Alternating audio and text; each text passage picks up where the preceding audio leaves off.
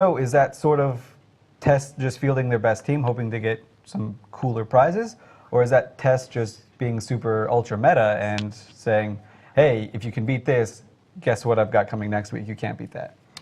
It would be interesting. I'm also banking on the fact that Hydra are going to bring out their Blink ships now.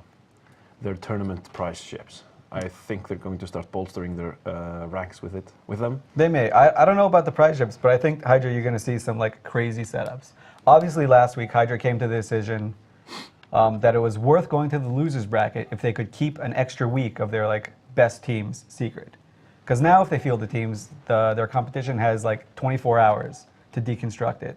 If they took it last week, they could still be in the winners bracket, but then their like very strong teams would have like a week to be deconstructed. It's a dangerous gamble when you go up against teams like Test, who have been surprising us, and they, some would say, surprising with incompetence. No, I won't say that. I like you guys. I think they would like that, actually. I mean, and honestly, the teams that are still left in this bracket moving on are just great teams. I mean, you still have an Exodus floating in there, the TNT.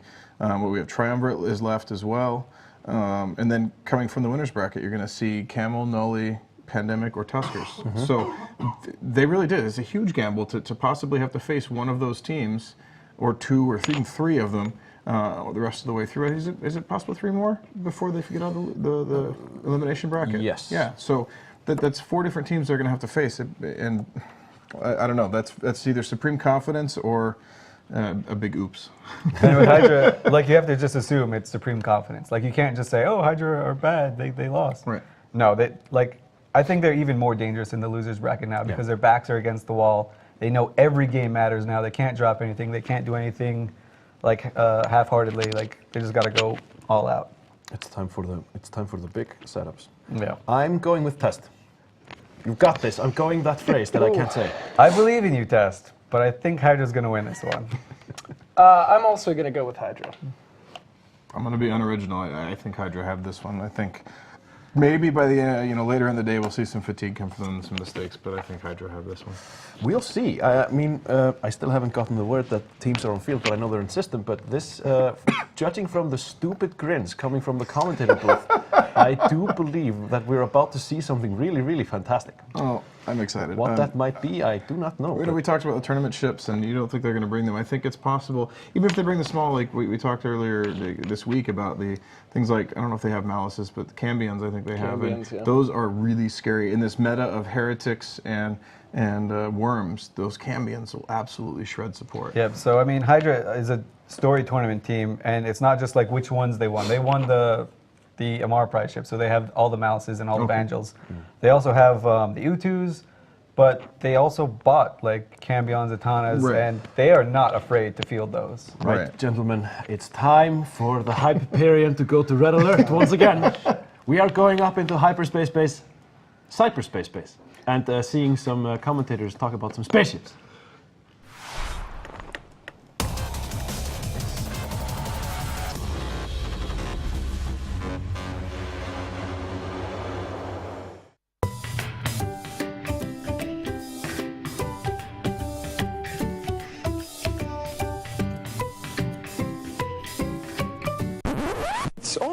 It's only a game. Why you have to be mad? I mean, my heart's beating, my hands are shaking, but I'm still shooting, and I'm still getting the headshots. It's like, boom, headshot, boom, headshot. I'm still getting the hearts. It's like, boom, headshot, boom, headshot, boom, headshot. Still.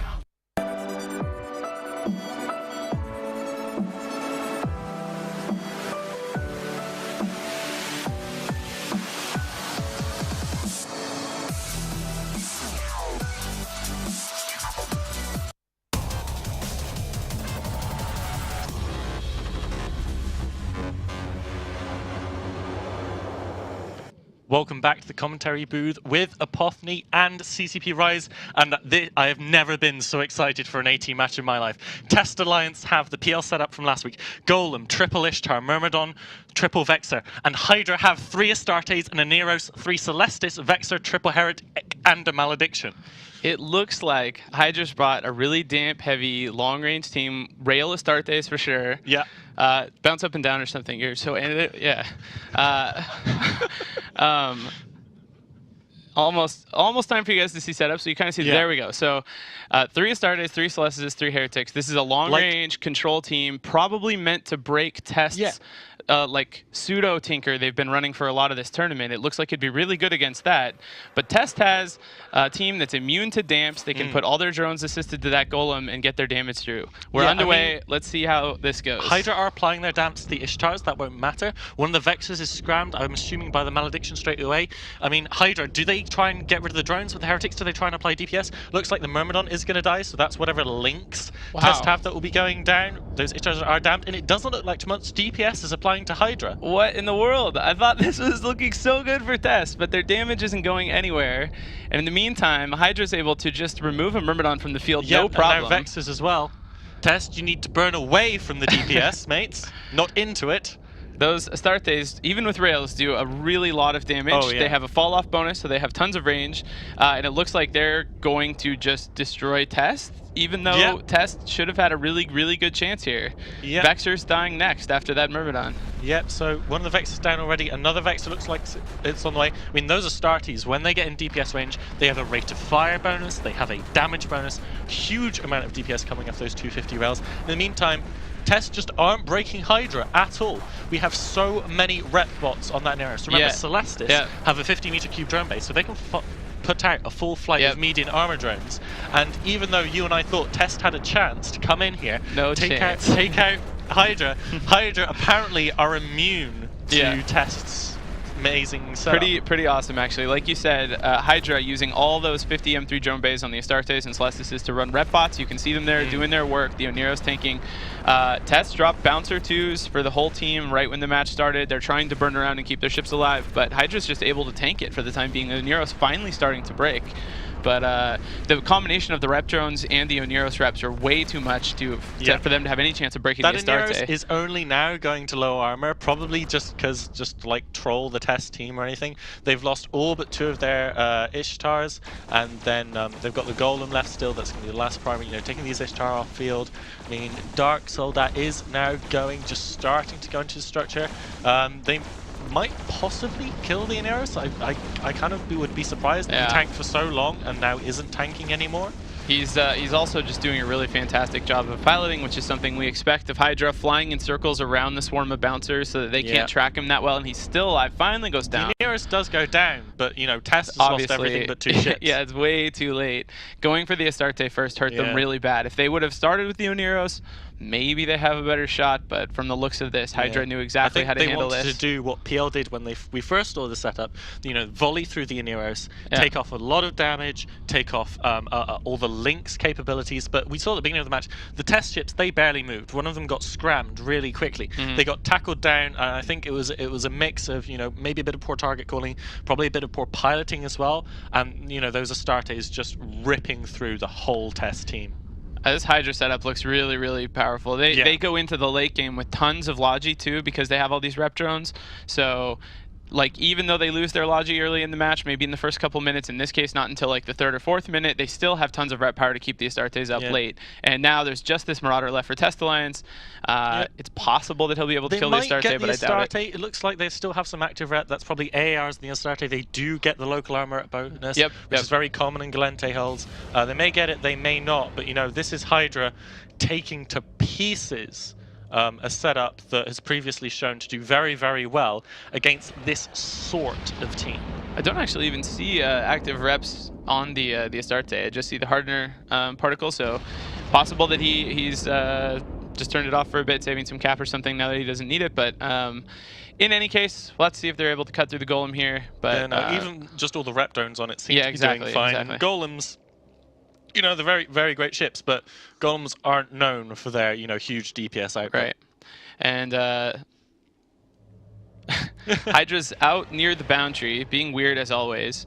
Hydra, well known for being one of the best teams, but also one of the most likely to screw up a match somehow by accidentally making everybody bored or kind of cheating or something like that. Hopefully they don't do anything too stupid here, but they're out playing around by the boundary for a minute before they come back in for that Golem. But I just still can't believe this. I was so excited here. I really thought Test had like the best shot they could ask for in terms of setup. You know, if they'd have come in with the kind of soft tinker they've been running earlier in the tournament, they would have just gotten torn apart. And instead, it looked like they had a really solid chance here, but not the case. Hydra is just too good. They know how to execute, and even in setups like this where it might look like they have weaknesses, surely they've tested against this kind of thing and have some idea of how it would perform and how to deal with it. I think one of the things this weekend is that everybody saw this PL Sentry set at the end of last week. Every team coming into this weekend needs to have, okay, my comp can beat the things they brought last time. Can it beat the Sentry team that everyone's going to try and copy? Yep. And this team apparently absolutely can. Yeah, which is totally interesting. Also, again, this is the second match in a row now we've seen won by teams that actually didn't field like core drone damage setups. This is back-to-back now matches where rep drone focused setups are doing really well. This one just using turrets off the Astartes along with the Heretics to get most of the damage in, crushing a team that represents the kind of meta from the last 2 weekends really well, even though it has no helos, but it's still an Ishtar, really drone-focused setup. So maybe a shift here. I wonder how this is going to go over the next day and a half. That's the thing about Galente boats in general. They can have mixed, like, gun bonuses, but they also generally have quite an ample drone bay for those rep bots. So even if they have no drone bonuses, like the Astartes, 50 meters of drone bay is still a lot. Right. And again, there's lots of chatter in local, mostly good fights. Somebody talking about rifters. Nothing all that productive going on. So I don't know exactly what they're up to, but I wouldn't count on it being very important. You can see them all just hanging out together there at the edge of the arena. It is possible, actually, that their DPS is just so low that they can't break the golem. I didn't even think of that till now, but that's probably it. That with just the Astartes and the Heretics, no newts to speak of, and Celestis is there with rep bots, that they actually can't break the golem or don't think it's worth trying. They can just sit out here, outrange, maybe outrange the DPS, maybe not. Doesn't look like it, actually. But they're just going to hang out and not bother putting themselves at risk when they know they probably can't break the golem anyway. That makes sense. I mean, I don't, I kind of lost track, but I don't think they've tried to break the golem. Maybe they just know, well, with this numbers, we already know that we can't break a golem. Yep. But, I mean, that Astarte is still getting rep bots fine. It was actually burning away from the rep bots for a while. So the rep bots are starting to catch up. It kind of has that beautiful swarm of drones following it at the moment. I don't know if we can get that on camera. But, yeah, so it looks like we're going to have to wait out the final 2.5 minutes. That's fine. Of the match. Like you said, it's the kind of thing where they probably know exactly how likely it is that they can break this golem from testing, and they just, for, whether it's because they would get into range of the target painter, like inside target painter fall off, and that would up the DPS, or maybe risk getting tackled or something, even though that's probably not possible, that it's just not worth it. So they're just going to hover around the outside. I mean, like, we saw last weekend that Hydra's capable of making, like, decisions that seem really strange just on a dime because of their experience. Leaving the arena last week to hide some of their setups, to save time, to just get the match over with when they knew for a fact there was no way they could turn the match around. And it's like, and it's as you said, they can make those decisions, and not only can they make those decisions, they make them instantly. They just go, this is exactly what we need to do, and we can do it. And that is exactly what makes them such a top-tier team. I mean, one of the things we were saying before about the Sentry setup that Test Alliance brought is that we saw last week PL execute it very well, and that is the type of team that relies so heavily on good execution.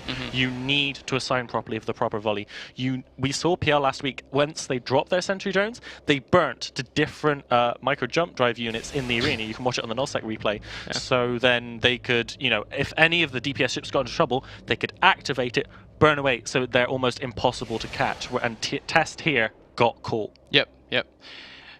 Yeah, absolutely. But the later we get in the tournament, the more execution tends to be what separates the teams, or at least it becomes a much bigger part. And Hydra's a team that always executes with the best. Them and PL have always been on top. And even Elise, I think I've heard saying this week that Elise stands more on their theory crafting than they do on their execution. That Hydra is more even of a finesse team than PL is, and that PL is really makes their mark with really good theory crafting. Did I just see rockets launch from that Astarte? I doubt it. That would be pretty strange. I'm sorry, I just saw a missile effect. Like my brain is just kind of. One thing I've been seeing for sure is really high quality fade effects from shot to shot. I don't know if you've been noticing that, but some really cool square shaped ones. That is some well quality assured art right there. Yeah. We need to get our camera crew started on an Alliance tournament ad. Maybe we could CCP 80 ad. Yeah, do some competition. I don't know. Maybe there's. I know the competition's pretty high. I'm not sure CCP could make it. It might be difficult. I don't know. I wouldn't want to try it personally, but anyway, 10 seconds left. Hydra's going to take this one. Don't hold it against them. They didn't shoot this golem. I think it's because they just knew they couldn't break it. Really, really strong performance otherwise by them, and they will be moving on and continue to scare everyone in the loser bracket, I'm sure. Oh yeah. We'll go to the desk and see you guys in a few.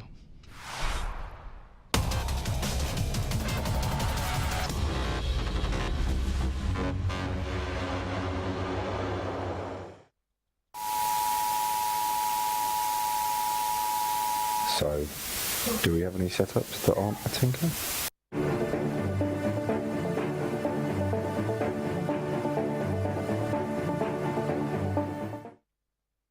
Oh no, I bombed. You bombed us. So. I'm sorry, guys.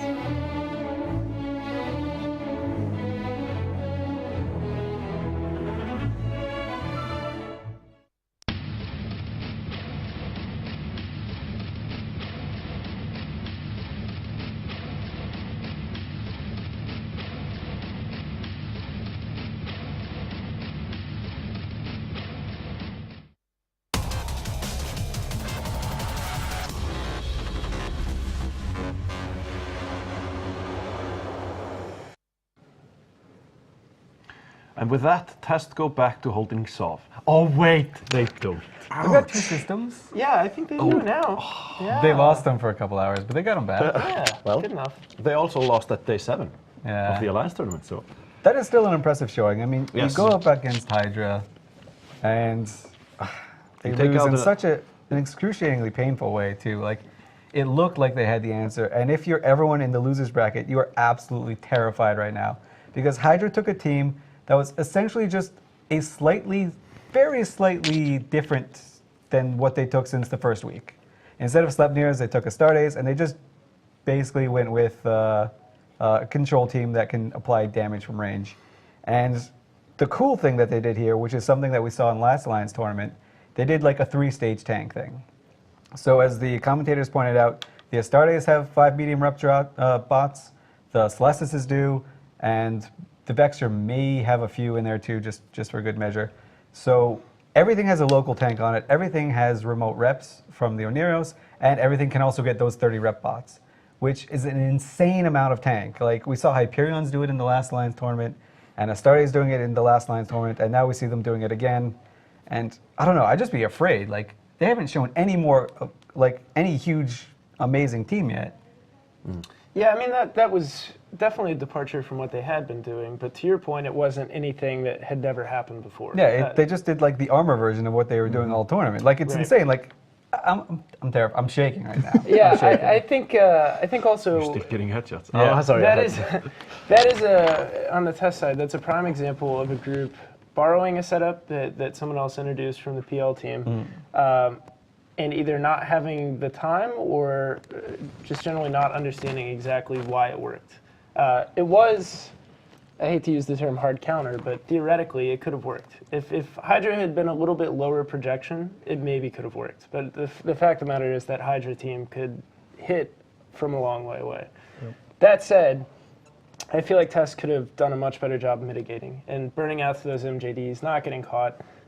They got killed in really quick succession, and Triple Astarte is nothing to laugh at, but I still feel like they sponged up more than they should have. Yeah, we talk about execution and we talk about practice, and that's kind of the danger of watching too much tournament as a captain. And you need to watch to be aware of the meta, but at the same time, you don't want to get baited into bringing a setup that you saw someone else execute effectively if you're not confident in your ability to execute effectively. And if you're a team like Pandemic Legion that's going to be practicing, I don't know how many hours a day, every day of the week, it's one thing. You're going to get to put in 30, 40 hours of pilots flying that.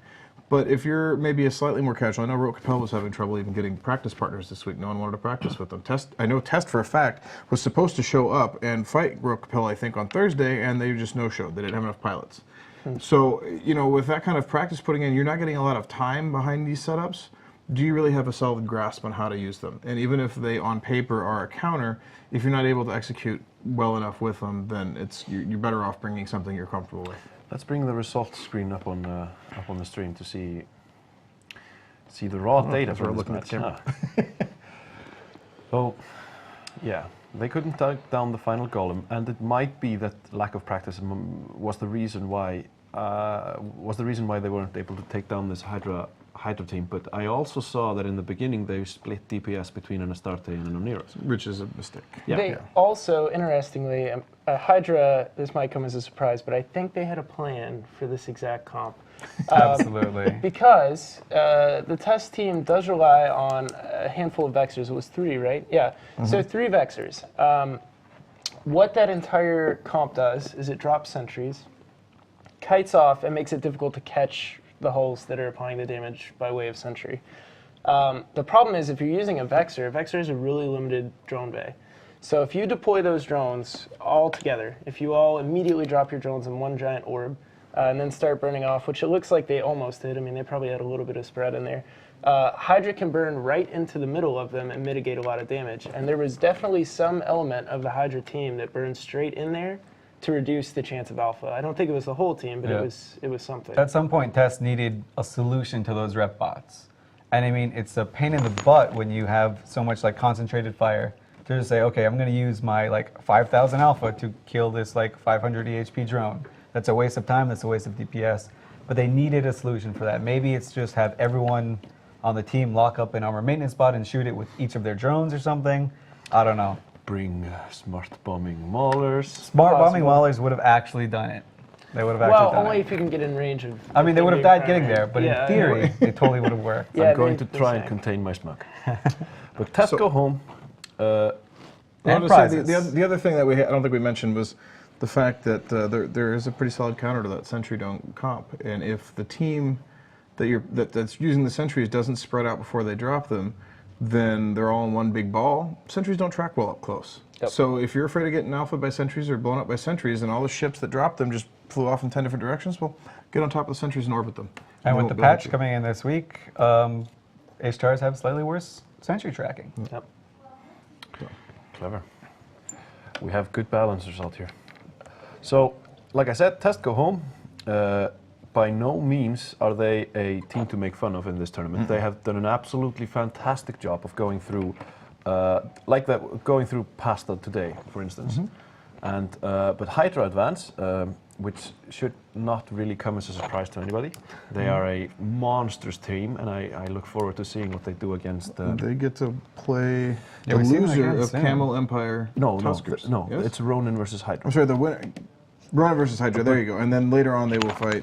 If they beat Ronin, the winner of that will go on to fight then the loser of Tuskers Camel. So very tough, and this is all today. This is a very tough. So yeah, that's all today. So the match is ready. So we have to go really quickly through the next one, which is Afterlife versus Exodus. TNT. Do we have the bands really quick? No, it's Afterlife versus Exodus. Afterlife Exodus, and we don't get to talk about your team at all until so, that's okay. Afterlife banned the Tango and the Loki, and Exodus banned the Eos and the Ishtar. Okay, so no Tinkers and no Sentry Shotgun. Basically. I'm going with Exodus. I don't know, Ronin looked so good today. Even though they've played a lot of matches, I'm going with Ronin. Sorry. Are they in this? No, it's Afterlife. Oh, sorry, Afterlife. I'm just looking at the wrong thing. Afterlife looked really good against Shadow Cartel. I liked both Okay, those teams. I'm going to pray for well-executed Gilas, and I'm going to go for Exodus. I'll go with Exodus. I think they're a very solid team, and they're going to do well despite not having a flagship anymore. Sorry. To space. And beyond.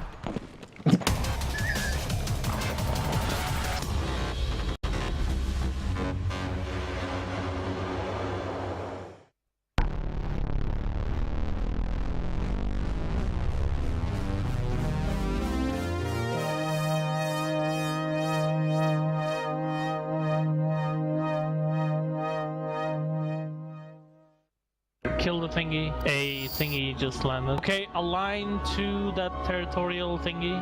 Kill the thingy. Snow get thingy. Starburst. Kill the thingies.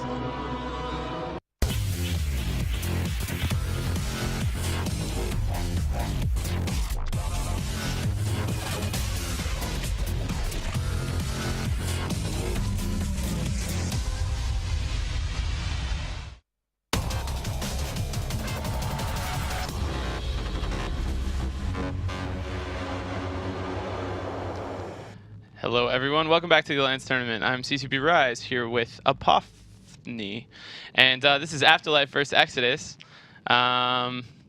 Got a golem on the field and some other stuff. What do you think, Potney? So Afterlife have a team here that's pretty weird. I'm not completely sure what they're doing, but they're a good team. I trust them. They've got a Golem, Rattlesnake, Sleipnir, Scimitar, Triple Saber, Triple Jaguar. Exodus have brought a somewhat more standard fare to what we've seen in the tournament for the past few weeks. We've got a Claymore, Sleipnir, Scimitar Logi, Triple Gila, Triple Molus, Crow, Double Merlin. I absolutely agree with you about this being weird. I don't like Afterlife's chances here. It's a pretty strange setup. Like you said, Exodus looking a lot more standard with the heavy control in the Moluses and then Gilas and Sleipnirs to back it up. But we'll have to see how it goes. Obviously, they have the Golem. Exodus tries to kite away, and Afterlife just burns straight in. Those Sabres and their Jaguars, they cannot project damage very well. They do a good bit of damage, but they cannot project. So they need to tackle something down. Looks like we have a paint on the Simi. Of the Exodus team. Webs going onto the two Molus. Looks like they're going to try and take that support down as fast as possible. One of the Molus getting reps, the other one also getting a shield boost, but you know, it's losing all its armor.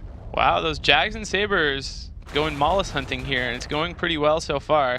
Wow, the Exodus Scimitar as well going super low really fast. He like didn't boost at all. I wonder if he'll be able to pull any of that back.